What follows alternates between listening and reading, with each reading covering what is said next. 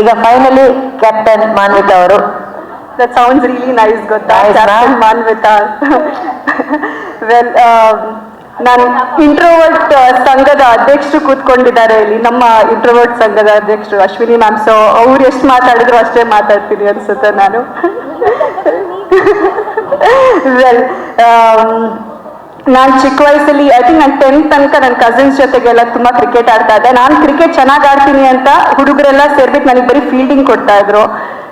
ತುಂಬ ಮನಸ್ಸಿಗೆ ನೋವು ಆಗ್ತಾ ಇತ್ತು. ಅವಾಗ ಮೇಡಮ್ ಹೇಳ್ತಿದ್ರಲ್ಲ ಪೇಟ್ರಿಯಾರ್ಕಿ ಅದು ಆವಾಗಿಂದ ನೋಡ್ಕೊಂಡು ಬಂದಿದ್ದೀವಿ. ಸೊ ಅಟ್ಲೀಸ್ಟ್ ಈ ಕ್ರಿಕೆಟ್ ಆಡೋಕ್ಕೆ ಚೆನ್ನಾಗಿ ಸಿಗ್ತಾ ಇದೆ.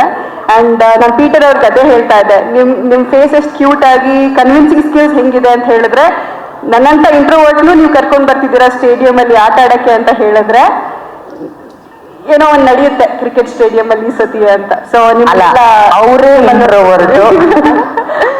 ಇಂಟ್ರೋವರ್ಟ್